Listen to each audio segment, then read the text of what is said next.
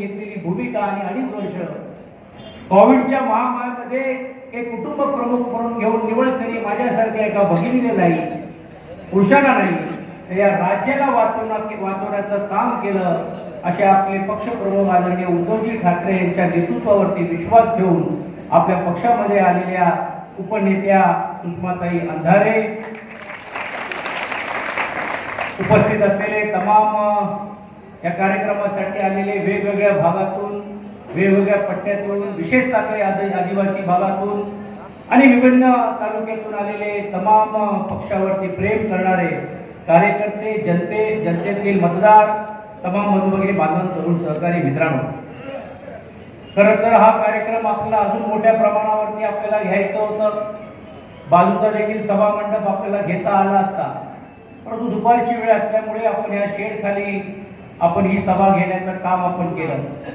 आणि या सभेचा अर्थच काय, नेमकं ही सभा कशासाठी, काय याच्या मागचा हेतू आहे हे सुषमाताई हे आपल्या मार्गदर्शनामध्ये सांगण्याचं काम करतीलच करतील. परंतु त्यांचं स्वागत करत असताना 2-3 गोष्टींचा उल्लेख देखील संपर्क प्रमुख या नात्याने मी करणं गरजेचं आहे. आणि विशेषतः या जुन्नरच्या मातीमध्ये छत्रपती शिवरायांच्या या पावन स्पर्शाने पावन झालेली भूमिकेत ज्यावेळी आपण येत असतो त्यावेळी एक एक प्रेरणा घेऊन जाण्याचं काम आपण करतो. आणि म्हणून मी ताईंना विनंती केली की महाप्रबोधन यात्रा ही तुमची संपूर्ण राज्यभरामध्ये वेगवेगळ्या विषयाला घेऊन जरी गाजत असेल, पण त्यांची जर पुणे जिल्ह्यामध्ये जर सुरुवात जर करायची असेल तर ती सुरुवात शिवनेरीच्या पायथ्याशी या जुन्नर तालुक्यातून तुम्ही करण्याचं काम करा, अशी त्यांना आपण आग्रही विनंती केली. आणि आज ही प्रबोधन यात्रा इकडनं जात असताना मग खेडमध्ये असेल, शिरूरमध्ये असेल, किंबहुना बारामतीमध्ये असेल, इंदोरमध्ये असतात, इंदापूरमध्ये असेल, पुरंदर तालुक्यामध्ये असेल, विभिन्न तालुक्यामध्ये आणि पुणे शहर आणि या जिल्ह्यामध्ये जाण्याचं काम हे निश्चितपणे करण्याचं काम केल्याशिवाय राहणार नाही. नागड साहेब, तुम्ही बोलत असताना ही गोष्ट बोलली, मी खरोखरच तुमचं मनापासून अभिनंदन आणि आभार यासाठी मानतो की व्यक्तीची ताकद किती आहे, भूमिका काय त्यांनी त्यांच्या जीवनामध्ये मिळवला नाही मिळवला हा महत्वाचा नाही, पण तुम्ही अशा वेळी आदरणीय पक्षप्रमुखांच्या बरोबर साथ देण्यासाठी आलेला हे पक्ष आणि कार्यकर्ते विसरणार नाही. ही जबाबदारी आणि खबरदारी देखील पक्षाचा संपर्क प्रमुख या नात्याने मी घेण्याचं काम. कारण अनेक चर्चा होत्या, दांगड साहेब आले तर तिकिटासाठी आलेत का, दांगड साहेब आले तर हे मागण्यासाठी आलेत का, त्यांना काय नेमकं अपेक्षित आहे. त्यांनी पक्षप्रमुखांकडे सांगण्याचं काम केलं की मी माझा शेवटचं आयुष्य जे या राजकारणामध्ये शिवसेनेच्या भुवाखाली काम करण्यासाठी मी तुमच्या बरोबर आलोय, मला कुठलीही अपेक्षा नाही. आणि मग मावळी काय चिंता करू नका, आपल्याकडे काही सीट जास्त भरवण्याचं काम काय चाललेलं नाहीये.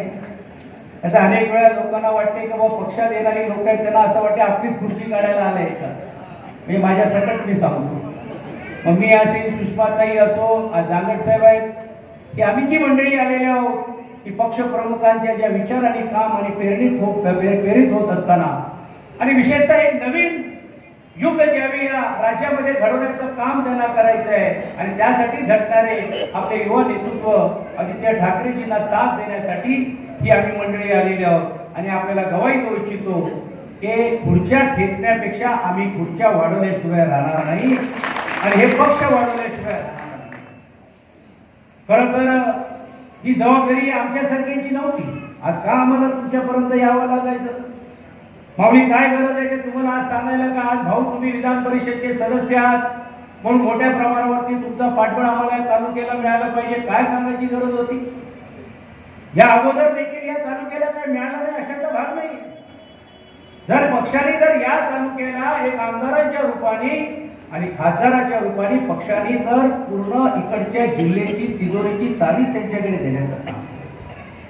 पण दुर्दैवाने म्हणावं लागेल की ती तिजोरीचा चावीचा वापर करत असताना या भागातल्या विकास कामाला सोडून ज्यांनी स्वतःची पोटं भरण्याचं काम केलं आणि अशा वेळी आदरणीय पक्षप्रमुखांना सोडण्याची भूमिका घेतली की ज्यावेळी संपूर्ण तहात होत असताना पक्षाचं अस्तित्व राहणार आहे की नाही राहणार आहे असा एक प्रश्न सर्वांच्या मनामध्ये निर्माण होत असताना त्यावेळी ती साथ सोडण्याची भूमिका घेतली. ज्यांच्या हातामध्ये जबाबदारी दिली होती काय कमी दिलं. आज या भागातले शिरूर तालुक्यातील देखील इतर महत्वाचे पदाधिकारी देखील उपस्थित आहेत. जिल्हा संपर्क प्रमुख तुमच्याकडे खासदारकी तुमच्याकडे, विधानसभेचा आमदार कोणी ठरवायचं, उमेदवारी कोणाला द्यायचं हे देखील ठरवण्याचा अधिकार तुमच्याकडे. एवढ्या सर्व गोष्टी देऊन पण देखील जर तुम्हाला पक्ष वाढवता आला नाही, पक्षामध्ये कार्यकर्त्यांना थांबवता आला नाही, तर ही पक्षाच्या नेतृत्वाची जबाबदारी नाहीये, ही नैतिक जबाबदारी तुमची आहे. आणि या जबाबदारीला तुम्ही अपयश ठरला आणि आपल्याला आता पुढचे काही चांगले दिवस दिसणार नाही म्हणून पळून जाण्याचं जे तुम्ही काम केलेलं आहे, हा मतदार तुम्हाला जागा दाखवल्याशिवाय राहणार नाही, या विचाराने तुम्ही आपण काम केलं पाहिजे. खरं तर एक वेगळा इतिहास आहे महाराजांचा, तो इतिहास देखील आपण आठवला पाहिजे. कारण ज्यावेळी ताकद असताना देखील मिर्जापूरमध्ये आपल्याकडे फक्त अवघे 12 किल्ले असताना देखील मोठ्या प्रमाणावरती किल्ले देण्याचं काम केलं.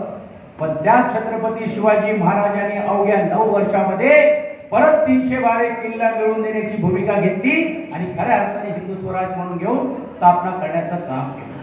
आणि म्हणून श्रद्धा आणि सबुरी ठेवा. जी गेले ते गेले, पण नवीन होऊन कार्यकर्ता तयार करूया. नवीन होऊन या कार्यकर्त्याच्या माध्यमातून भविष्य काळातला हा भगव्याच्या झेंड्याखाली आमदार आणि खासदार तयार करण्याची हिंमत आणि ताकद ह्या तुमच्याकडे आहे. आणि ती ताकदीने घेऊन काम करण्याचा प्रयत्न केला.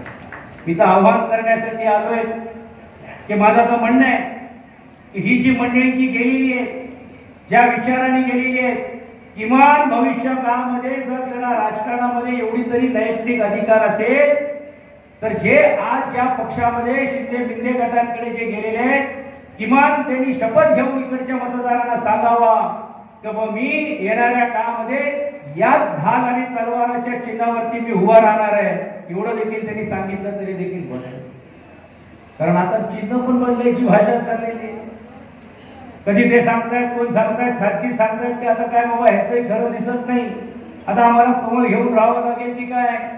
तीच भाषा जशी लोकसभेला केली जाते, हीच भाषा विधानसभेला देखील केलेली आहे. पण इकडच्या जुन्नरची विधानसभेची काही चिन्ह तर काय मिळेल अशी काय, त्याची काय आपल्याला काळजी करायची गरज नाही. तिकडे बूथ लावायला आपल्या काही अगोदरच बसलेले, म्हणून त्या भानगडीत आपण न पडलेला बरं.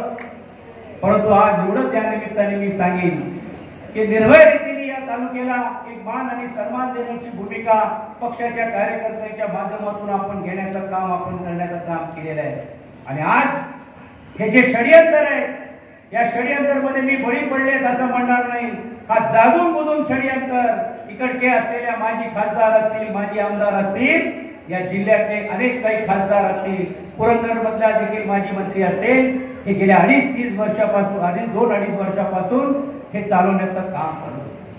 आणि त्यामागचं षडयंत्र एवढंच होतं की 2.5 वर्षामध्ये जर यशस्वी रीतीने मुख्यमंत्री म्हणून घेऊन आपले पक्षप्रमुख उद्धवजी जर हे सक्सेसफुल झाले असते, किंबहुना ते जर यशस्वी झाले असते, तर आज एकमेव माणूस ज्यांनी हिंदुत्वाची भूमिका घेत असताना ही महाविकास आघाडी स्थापन केली आणि निवड स्थापन केली नाही, तर विधिमंडळामध्ये एका बाजूला राष्ट्रवादी असेल, एका बाजूला काँग्रेस असेल, आणि निर्भय रीतीने आणि अभिमानाने सांगण्याचं काम केलं का हो आम्ही हिंदू आहोत, आम्ही हिंदुत्ववादी आहोत आणि हिंदुत्वाचा एजेंडा आम्ही चालवल्याशिवाय राहणार नाही, त्या दोघांच्या समोर सांगण्याचं काम केलं. फक्त आमचं हिंदुत्व तुमच्यासारखा मुंह में राम और बगल में छुरी नहीं, आमचा हिंदुत्व मुंह में राम और हाथों को काम, ही हिंदुत्वाची संकल्पना घेऊन जाण्याचं काम करून केलेलं आहे. आणि म्हणून हे करत असताना तरी यशस्वी झाले असते, पुढच्या 2.5 वर्ष हे जर राज्याचे मुख्यमंत्री राहिले असते, तर हे देशाचे देखील नेते झाल्याशिवाय राहिले नसते आणि देशाचं नेतृत्व करण्याची देखील संधी ही आपल्या पक्षप्रमुख आदरणीय उद्धवजींकडे आली असती. आणि म्हणून हा षडयंत्राचा भाग करून घेऊन ही जी लोक, ही जी गद्दार निघालेले आहेत, त्यांना योग्य रीतीने योग्य वेळी आपण धडा शिकवल्याशिवाय स्वस्त बसायचं नाही, हा निर्धार करून घेऊन आपण कामाला लागूया. जुन्नरचे अनेक समस्या, अनेक प्रश्न आहेत, अनेक प्रकल्प देखील रखडलेले आहेत, त्याला देखील आता सांगण्यात येतं ते एवढी निधी मिळाली, तेवढी निधी मिळाली. आता जर असं झालेलं आहे की जिकडे तिकडे मुख्यमंत्री जात आहेत, तुला 200 कोटी घे, तुला 300 कोटी घे, तुला 400 कोटी घे. अरे हे पण ते कधी येणार आहेत पैसे, कधी ते फंडात पडणार आहेत, कधी त्याची वर्क ऑर्डर होणार आहेत, काहीच माहित नाही. आणि आता काही आमदार तर बोलायला लागले, अरे कसले 50 खोके, आम्हाला 500 खोके मिळालेले विकास निधीच्या माध्यमातून. तर या सर्व गोष्टी भविष्य काळामध्ये याच्यावरती बारकाईने आपण पाहणार आहोत. पण मी तुम्हाला हमी देऊ इच्छितो, गवाही देऊ इच्छितो, या जिल्ह्याला गवाही आणि हमी देतो की तुमचा एक प्रतिनिधी म्हणून घेऊन विधान परिषदेमध्ये देखील तुमचा आवाज म्हणून घेऊन मी तुमचा एक लहान भाऊ या नात्याने सदैव तुमच्या मागे उभा आहे. आणि म्हणून अनेक विकास निधी असेल, मग ते माझ्या निधीतून असेल किंवा नीलमताई गोरेंच्या विकास निधीतून असेल, छोटी मोठी जी कामं असतील, जिल्हा परिषदची असेल, ग्रामपंचायतची असेल, नगरपालिकेची असेल, ती आपण निश्चितपणे सोडवण्याचं काम आपण करूच करू. परंतु तुमचा आवाज म्हणून घेऊन देखील लोकांच्या समोर प्रश्न मांडण्याचं काम करू.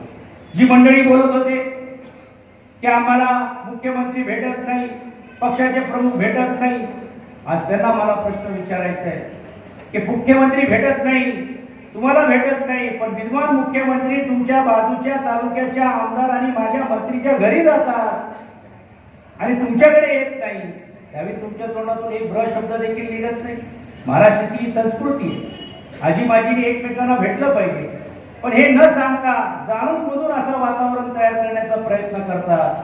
कुठे गेला बिबट्याचा पार्क? आम्ही बघत होतो बिबटा पार्क होईल, बिबट्याचा पार्क होईल.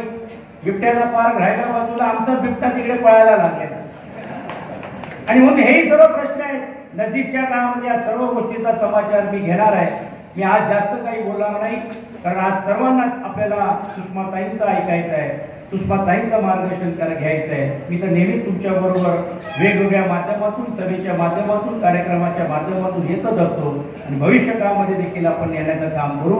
व्यासपीठावर बसलेल्या सर्व मान्यवरांना माझी विनंती आहे की आता सर्व हेवे देवे बाजूला ठेवून आपण काम करण्यासाठी आपण जिद्दीने उतरलेलो आहोत. आणि आता जे हेवे आणि देवे करणारी लोकच बरोबर राहिलेली नाहीये. एका प्रकारे तुमच्या जिल्ह्याचा आणि तालुक्याचा लॉकडाऊन आता उठलेला आहे. तुम्हाला मातोश्रीचे दरवाजे आता उघडे झालेले आहेत, शिवसेना भवनाचे दरवाजे उघडे झालेले आहेत. तुम्ही निर्भय रीतीने येत चला, निर्भय रीतीने नेत्यांना भेटत चला आणि तुमचे काम करून घेत चला, एवढीच आग्रहाची विनंती करतो. आणि आज सुनीताताई बोराडेजींना तुमचाही देखील उद्या वाढदिवस आहे, पण अगोदर तुम्हाला शुभेच्छा देतो. मी संपर्क प्रमुख असल्यामुळे लगेच घोषणा करू, कारण इकडे कसं असतं राजकारणामध्ये शेवटचं एबी फॉर्म मिळाल्याशिवाय काय खरं नाही. बघा आता पुण्यामध्ये तेच चाललेलं आहे.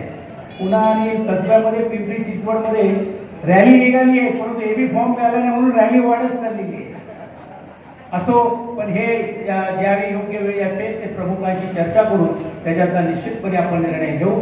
पण सुषमाताई, आज आपण आमच्या जिल्ह्यामध्ये आलात आणि या महाप्रबोधन यात्रेच्या माध्यमातून पूर्ण राज्यामध्ये तुम्ही जी एक मशाल पेटवण्याचा मशाल पेटवण्याचा जे काम करतात, तुम्हाला आम्ही मानाचा मुद्रा करतो.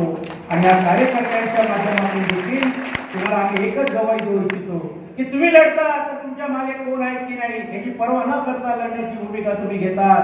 कळत न कळत जरी देखील आम्ही तुमच्या सोबत प्रत्यक्षात जरी नसलो, प्रत्यक्षात तुमच्याशी जरी बोलू शकलो नसतो, पण बसलेला प्रत्येक राज्यातला शिवसेनेचा कार्यकर्ता ह्या तुमच्यासाठी जीवाचा रान केल्याशिवाय राहणार नाही. आणि तुम्ही आवाज द्या, तुमच्या आवाजाला साथ देण्यासाठी असंख्य असलेले भाऊ आणि बहिणी ह्या तुमच्या मागे पूर्ण ताकदीने उभे आहेत, एवढंच या निमित्ताने निर्धार करतो. आणि पक्षप्रमुख आदरणीय उद्धवजींच्या मागे तुम्ही आपण पूर्ण ताकदीने उभे आहोत. आणि जे वातावरण या पूर्ण राज्यामध्ये चाललेलं आहे हे मी म्हणत नाही, दिल्लीच्याच एजन्सीच्या मध्ये असलेल्या एका सी रिपोर्टरच्या वोटरनी सांगण्याचं काम करत असताना सर्वे करण्याची भूमिका घेतली. आणि त्या सर्वेमध्ये पण, या शिरूर लोकसभेमध्ये पण भविष्य काळामध्ये लोकसभेचा खासदार हा शिवसेना बाळासाहेब ठाकरे यांच्या आणि उद्धवसाहेब ठाकरेच्या पक्षाचा, म्हणजे आपल्या पक्षाचाच येणार आहे, हा सर्वे रिपोर्ट देखील देण्याचं काम केलं. हे मी म्हणत नाही, मी भाकीत करत नाही.